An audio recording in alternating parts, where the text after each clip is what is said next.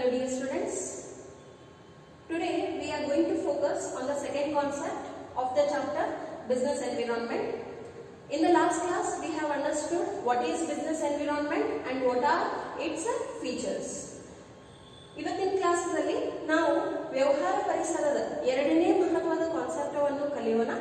ಮೊದಲ ಕ್ಲಾಸ್ ನಲ್ಲಿ ನಾವು ವ್ಯವಹಾರ ಪರಿಸರ ಅಂದ್ರೆ ಏನು ಅದನ್ನ ತಿಳ್ಕೊಂಡಿವಿ ಮತ್ತು ಅದರ ಗುಣಲಕ್ಷಣಗಳನ್ನು ತಿಳ್ಕೊಂಡಿವಿ.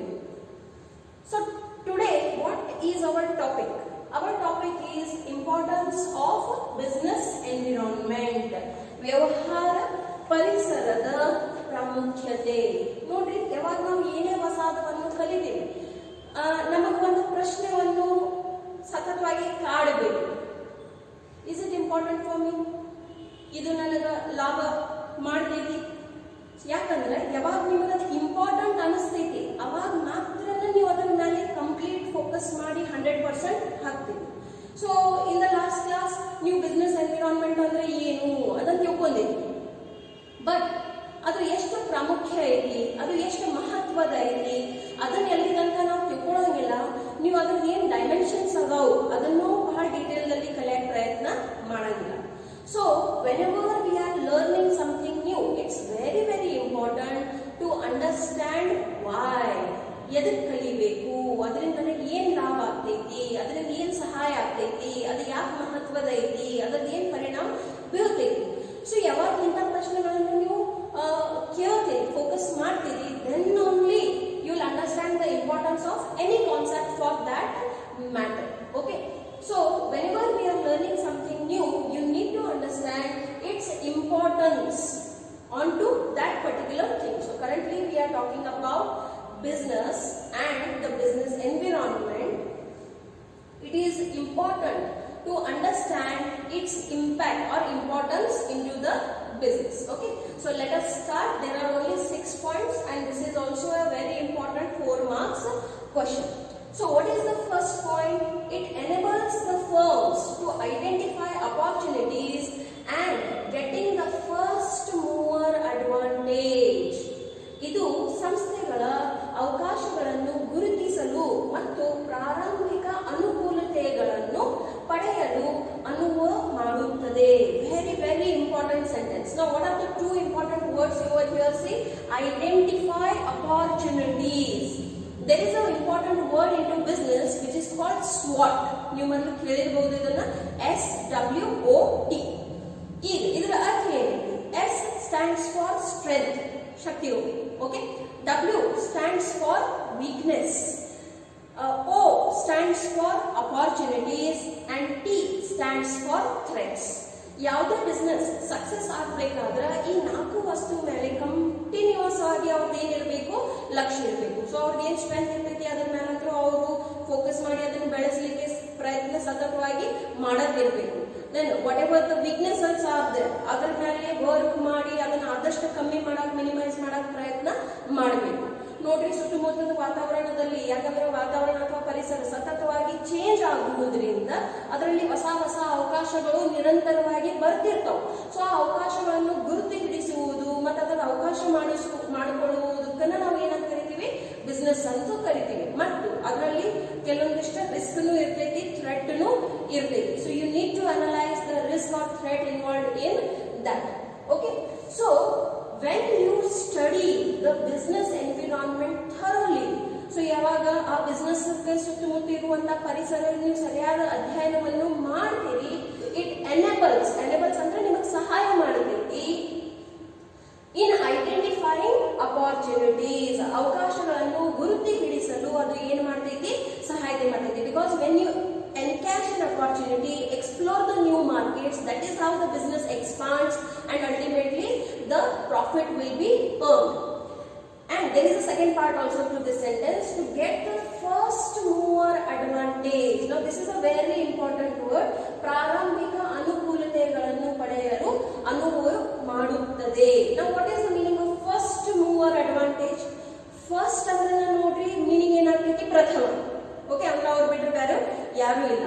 ಮೂವರ್ ಅಡ್ವಾಂಟೇಜ್ ಅಂದ್ರೆ ಏನು? ಯಾವಾಗ ಮಾರ್ಕೆಟ್ ನಲ್ಲಿ ಯಾವುದೇ ಒಂದು ಪರಿಸ್ಥಿತಿ ಬರ್ತೈತಿ, ಹೊಸ ಸಿಚುವೇಶನ್ಸ್ ಬರ್ತಾವ, ಅದನ್ನ ಯಾರು ಮೊದಲು ಎನ್ಕ್ಯಾಚ್ ಮಾಡ್ಕೋತಾರೋ ಅವರಿಗೆ ಜಾಸ್ತಿ ಲಾಭ ಆಗ್ತೈತಿ. ಉದಾಹರಣೆಗಾಗಿ ಸದ್ಯ ನೋಡ್ರಿ ಕೊರೋನಾ ಬರೋದ್ರಿಂದ there are so many changes into the external environment.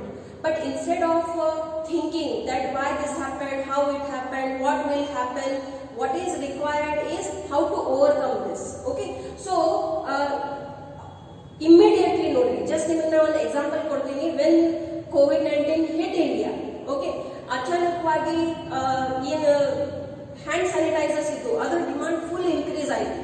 So that time Mahindra was one such firm which produced the hand sanitizers and it was sold quickly into the market, and then many of the other industries also started producing the sanitizers. Okay, so ultimately ಯಾವಾಗ ನೀವು ಅದನ್ನ ಪರಿಸ್ಥಿತಿಯನ್ನು ತಿಳ್ಕೊಂಡು ಮೊದಲು ಯಾರು ಅಷ್ಟು ಖರೀದಿ ಮಾಡ್ತಿದ್ದಿಲ್ಲ, including the masks also. How many of you were wearing masks? But now everybody is wearing. So understanding the situation and accordingly producing the goods and launching it immediately into the market, that is called first movers advantage. ಇನ್ನೂ ಒಂದು ಉದಾಹರಣೆ ಕೊಡ್ತೀನಿ ನಿಮಗೆ. Alan Musk ಅಂತ ಒಂದು ಪ್ರಸಿದ್ಧವಾದಂತಹ businessman, American businessman ಅದಾರು. Now what business he does many businesses, but one of his most important business is of producing electronic vehicles. He is also into space missions also. Internet nim kayagaithi, mobile nim kayagaithi. Some Elon Musk Google ಮಾಡಿ you will see so much information about him. So now out ಬಹಳಷ್ಟು business ಆಗಿದ್ದ ಒಂದು business ಅದ ಉದಾಹರಣೆ ತಗೊಳ್ಳಾಕತ್ತೀವಿ, where he is producing electronic vehicles. Okay, so ಇದರ ಜೊತೆಯಲ್ಲಿ ನಾವು ಮಾರುತಿಯ ಒಂದು ಉದಾಹರಣೆಯನ್ನು ತಗೋಬಹುದು. Bharat India is by large a middle class nation. Huge population comes into the middle class category. Yelli now budget the ಆಧಾರದ ಮೇಲಿನ ಲೈಫ್ ಅನ್ನು ಸ್ಪೆಂಡ್ ಮಾಡ್ತೀವಿ. But then every small family is desiring of having a small car also. So when the petrol prices started increasing, then Maruti was one company which thought of manufacturing small family cars with the diesel option, and ultimately it became a huge success, and many of the small families started getting their own four-wheelers. But ಈಗ ನಾವು ನೋಡ್ತೀವಿ ಸತತವಾಗಿ petrol diesel prices increase ಆಗಕತ್ತಾವ. Even four-wheelers ಅಷ್ಟೇ costly ಆಗಿಬಿಟ್ಟಾವ. What earlier we used to get in 3 lakh, 4 lakh, now it has become to 7 lakh or 8 lakh. So it has become almost double. So again it is not affordable for a middle class family, and the petroleum prices are also growing high. So ಇಂಥ ಸ್ಥಿತಿಯಲ್ಲಿ what can be an alternate solution? Electronic vehicles can be an alternate solution. ಭಾರತದಲ್ಲಿ ಎಲ್ಲರೇ electronic vehicles ಉಪಯೋಗ ಆಗತಾವು? Yes. ಎಲ್ಲಿ ಉಪಯೋಗ ಆಗತಾವು? ದಿಲ್ಲಿದಲ್ಲಿ. Okay, Delhi ನಮ್ಮ ದೇಶದ ಏನ್ capital ಐತಿ ಅಲ್ಲಿ ಇ ರಿಕ್ಷಾ ಅಂತ ಬಹಳ ಕಾಮನ್ ವಾಗಿ ಉಪಯೋಗ ಆಗ್ತೈತಿ. ಇ ರಿಕ್ಷಾ ಅಂದ್ರೆ ಏನ್ ನೋಡ್ರಿ, electronic rickshaw. Ultimately electricity power ದಿಂದ ಅದು ಏನಾಗ್ತೈತಿ, ರನ್ ಆಗ್ತೈತಿ.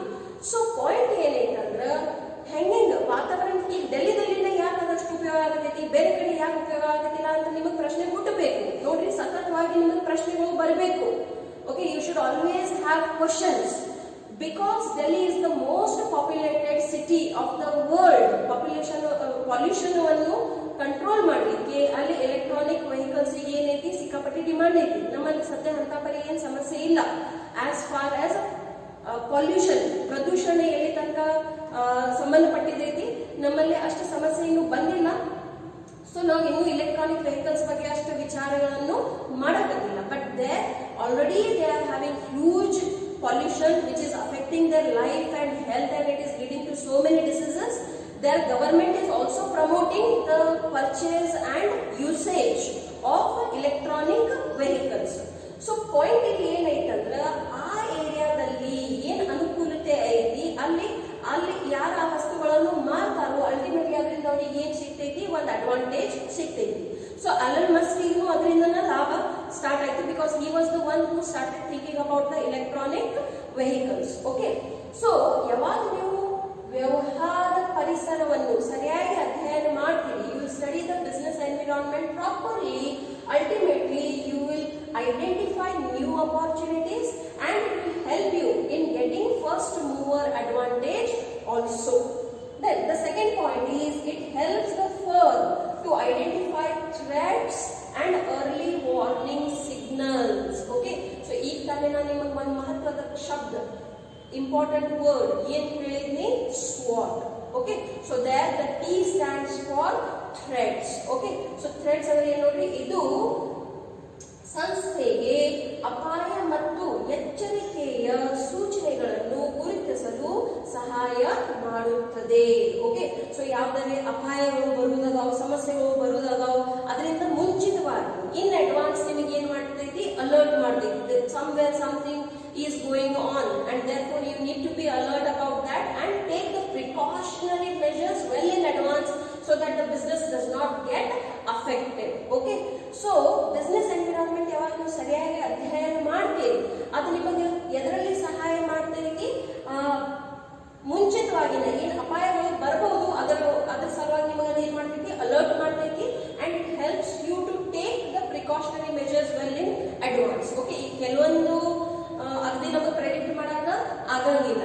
ಓಕೆ, ಬಟ್ ಆದ್ರೂ ನೋಡಿ ಸ್ವಲ್ಪ ನಾವು ಸತರ್ಕ ಇರ್ತಿದ್ವಿ ಅಂದ್ರೆ ಮೇ ಬಿ ಕೊರೋನಾ ಬಗ್ಗೆ ನಮಗೆ ವೆಲ್ ಇನ್ ಅಡ್ವಾನ್ಸ್ ಸ್ವಲ್ಪ ಐಡಿಯಾ ಬಂದ್ಬಿಡ್ತಿತ್ತು. ಬಿಕಾಸ್ ಚೀನಾದಲ್ಲಿ ಅಂತೂ ಅದರ ಪ್ರಭಾವ 2019 ದಲ್ಲಿನ ಕಾಣಕತ್ತಿತ್ತು.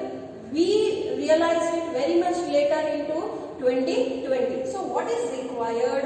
Vision is required. To have focus in each and every area is required. Then only you can save your business from the unknown threats.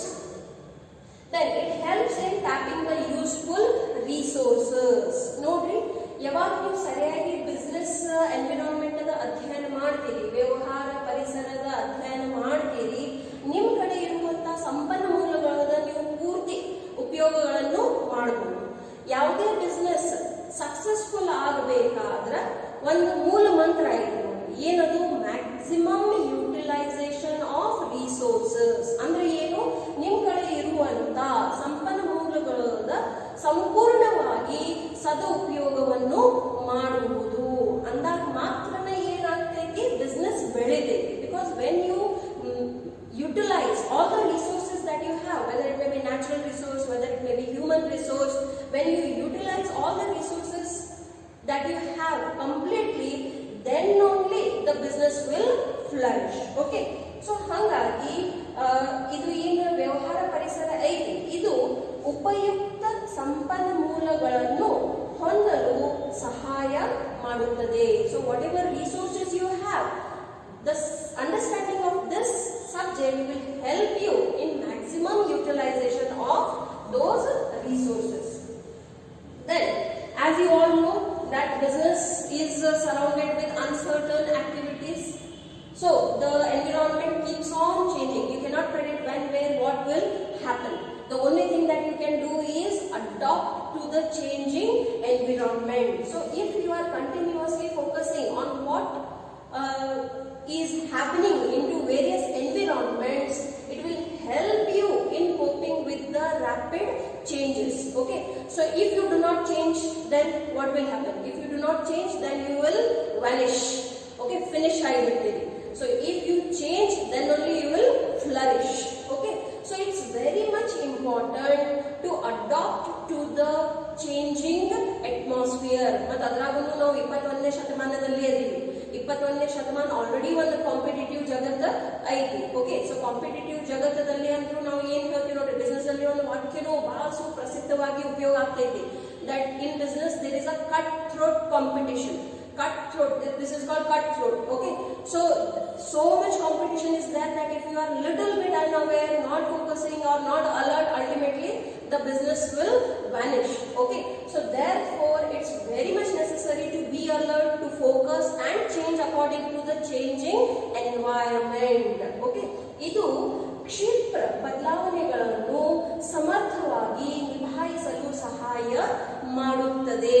Okay, so therefore it's very important to adopt to the changing environment and change according to the changing environment. Then only the business will survive. Okay, it helps in assisting in planning and policy formulation. ನೋಡ್ರಿ, ಯಾವುದೇ business ಅದ ಪ್ರಥಮ ಹೆಜ್ಜೆ ಏನಿರ್ತೈತೆ ಅಂದ್ರೆ ಅದನ್ನ ಯೋಜನೆಗಳು. Okay, ಯಾಕಂದ್ರೆ ಯೋಜನೆ ಏನಿರ್ತಾವೋ it is there into your head and accordingly you are planning and you are making everything to come into reality. So ನೀವು ಯಾವಾಗ ಯಾವುದೇ ಒಂದು ಯೋಜನೆಗಳನ್ನು ಮಾಡಾಕತ್ತೀರಿ, it's very much important that you have to be practical. ಏನು ವಾಸ್ತವಿಕ ಪರಿಸ್ಥಿತಿ ಐತಿ ಅದರಲ್ಲಿ ಗಮನ ಇಟ್ಟುಕೊಂಡು ನಿಮ್ಮ ಯೋಜನೆಗಳನ್ನು ತಯಾರು ಮಾಡಬೇಕು. ಯಾವುದೇ ಒಂದು ಕಲ್ಪನೆ ಲೋಕದಲ್ಲಿ ಇದ್ದು ಏನೇ ಒಂದು ಅಡ್ಜಸ್ಟ್ ಮಾಡ್ಕೊಂಡ್ರೆ ಅದು ವರ್ಕೌಟ್ ಆಗಂಗಿಲ್ಲ. So it's very very important to have the real idea of the real environment. ನಿಮ್ದು ಆಕ್ಚುಯಲ್ ವಾತಾವರಣದಲ್ಲಿ ಏನ್ ನಡೆಯಾಕತೈತಿ ಅದ್ರ ನಿಮಗೆ ರಿಯಲ್ ಅಂದಾಜ್ ಇತ್ತಂದ್ರನ್ನ ನೀವು ಏನ್ ಮಾಡಬಹುದು, ಕರೆಕ್ಟ್ ಪ್ಲಾನಿಂಗ್ ಮಾಡಬಹುದು. ನಿಮ್ದು ಪ್ಲಾನಿಂಗ್ ಕರೆಕ್ಟ್ ಇತ್ತು ಮತ್ತು ಅದರ ತಕ್ಕಂಗೆ ನಿಮ್ಮ ನೀತಿಗಳು ಯಾವ ಆ ಯೋಜನೆಗೆ ಸಹಾಯ ಮಾಡ್ತಾವ ಅವು ಸರಿಯಾಗಿದ್ದು ಅಂದ್ರೆ ತನ್ನ ಬಿಸ್ನೆಸ್ ಏನಾಗ್ತೈತಿ, ಬೆಳಿತೈತಿ. ಬಟ್ ಸಪೋಸ್ ಅದ ನೀವು ಮಾಡಿರಲಿಲ್ಲ, ನಿಮ್ದು ಪ್ರಥಮ ಹೆಜ್ಜಿನ ಸರಿಯಾಗಿರ್ಲಿಲ್ಲ ಅಂದ್ರೆ ಮುಂದಿನ ದಾರಿನೂ ಸರಿಯಾಗಿ ಹೋಗೋದು ಕಷ್ಟನ ಆಗಿರ್ತೈತಿ. ಸೊ ಈ ಬಿಸ್ನೆಸ್ ಎನ್ವಿರಾನ್ಮೆಂಟ್ ಸರಿಯಾಗಿ ಅಧ್ಯಯನ ಮಾಡೋದ್ರಿಂದ ಅದು ನಿಮ್ಗೆ ಏನ್ ಮಾಡ್ತೈತಿ, ಸಹಾಯ ಮಾಡ್ತೈತಿ. It helps in assisting in planning and policy formulation. So when your first step is planning, it is very important to plan properly. ಇನ್ನೂ ಒಂದು ಉದಾಹರಣೆ ಕೊಡ್ಬೋದು ನೋಡ್ರಿ. You all are into second year. So second year ದಲ್ಲಿ ಎಲ್ಲಾ ವಿದ್ಯಾರ್ಥಿಗಳ ಉದ್ದೇಶ, goal ಏನಿರ್ತೈತಿ, to get maximum marks. Okay, you all must be aiming of getting 90-95%. But ಈ 90-95% ನಿಮಗೆ ಮನೆ ಕೂತದಲ್ಲಿ ಹಂಗ ನೆವ ಹಾಕೋದು ಬಂದ್ಬಿಡ್ತಾವ. ಕೊರೋನಾ ಬಂತು, ಏನ್ ಮಾಡೋನು, ಹಿಂಗ ಹಂಗಂತ ನೋ. So when the environment changes, you need to change. Okay, online education ನಡೆಯಕತ್ತೈತಿ, you need to adapt to it. You need to learn it from it. You need to maximize all the resources that you have in your hand. Then you need to plan your studies accordingly. 6 subjects are there. You need to divide the time. What resource you have. ನಿಮ್ಮ ಕಡೆ ಇರುವಂತ time ಅನ್ನ ನಿಮ್ಮ resource ಐತಿ. Okay, so ಅದರದ್ದು ನೀವು ಏನ್ ಮಾಡಬೇಕು, ಮ್ಯಾಕ್ಸಿಮಮ್ ಯುಟಿಲೈಸೇಷನ್ ಮಾಡಬೇಕು. ಸೊ 6 ವಿಷಯಕ್ಕೆ ಸರಿಯಾಗಿ ಹಂಚಿ ಪ್ರತಿದಿನ ಅದರದ ಅಭ್ಯಾಸ ಮಾಡಿದ್ರಂದ್ರನ್ನ ನೀವು ಏನು ಒಂದು ಗೋಲ್ ಹಾಕ್ತೀರಿ ಅದರ ತಕ್ಕಂಗೆ ನಿಮಗೆ ರಿಸಲ್ಟ್ ಬರ್ತೈತಿ. ಇಲ್ಲ ಒಮ್ಮೆ ಎಂಡಿಗಿನ ಅಭ್ಯಾಸ ಮಾಡಕ್ ಕುಂತ್ರಂದ್ರೆ it's not possible to get 90-95% and ultimately result ಬರಲಿಲ್ಲ ಅಂದ್ರೆ ನಿಮಗೆ ಇಚ್ಛೆ ಇರುವಂತ ಕಾಲೇಜಲ್ಲಿ ನಿಮಗೆ ಪ್ರವೇಶ ಸಿಗಂಗಿಲ್ಲ, ಅಥವಾ ಯಾವ ಪ್ರೊಫೆಷನಲ್ ಕೋರ್ಸಸ್ ಕಡೆ ನೀವು ಹೋಗ್ಬೇಕಂತ ವಿಚಾರ ಮಾಡಕತ್ತೀರಿ, maybe you will not get that also. So therefore it's very very important to understand your environment and according to that environment make the plans, frame the policies in such a way so that it will help you in growing. Okay, so even if you are a student, it's necessary to understand your environment and plan and utilize the resources that you have to attain your goals. Okay, then the last point is it helps in improving performance. Okay, nodri manusharu they are human beings are called as the most finest species on this planet earth. So it is always expected that we should perform every time better than yesterday, and what we are today we should be far better than today, we should be far better tomorrow. So ಸತತವಾಗಿ ಎಲ್ಲಾರ್ದು ಗಮನ ಎದರ ಮೇಲೆ ಇರ್ತೈತಿ ನೋಡ್ರಿ, improving the performance. ಕಾರ್ಯನಿರ್ವಹಣೆಯನ್ನು ಸುಧಾರಿಸಲು ಇದು ಸಹಾಯ ಮಾಡುತ್ತದೆ. ಹೆಂಗ್ ಸಹಾಯ ಮಾಡುತ್ತದೆ? ಯಾಕಂದ್ರೆ ಯಾವಾಗ ನೀವು ನಿಮ್ಮ ಸುತ್ತಮುತ್ತದ ವಾತಾವರಣ ಮೇಲೆ ಗಮನ ಇಡ್ತೀರಿ ಮತ್ತು ಸ್ವಾಟ್ ಅನಾಲಿಸಿಸ್ ಮೇಲೆ ಫೋಕಸ್ ಮಾಡ್ತೀರಿ, ಅಲ್ಟಿಮೇಟ್ಲಿ ಅದರಲ್ಲಿ ಇರುವಂತ ಚೇಂಜಸ್ ಗಳನ್ನು ಅಧ್ಯಯನ ಮಾಡಿದ್ರಂದ್ರೆ ಅದು ನಿಮಗೆ ಸಹಾಯ ಮಾಡೇ ಮಾಡ್ತೈತಿ in improving your performance. Okay, and ultimately the objective of any businessman is to grow the business, maximization of profit, utilization of the resources, reduction in the cost of production and maximization of profit. So idella yavag sathya agtayti nodri, only if you keep on improving your performance. The performance will be measured in the quality of goods that you are producing, the quantity of goods that you are producing, the services that you are providing, the brand name that you are creating. So there are many factors for the success of any business. So one objective innu ಏನು ಇರ್ತೈತಿ, to improve the performance. ಆ performance ಗೆ improve ಮಾಡ್ಲಿಕ್ಕೂ ನಮ್ಮ business environment ಏನ್ ಮಾಡ್ತೈತಿ ನೋಡ್ರಿ, ಸಹಾಯ ಮಾಡ್ತೈತಿ. So when you understand the business environment properly, it helps you in improving your performance. So these are the 6 points which help us to understand the importance of business environment. I hope all of you are understanding my classes. Thank you.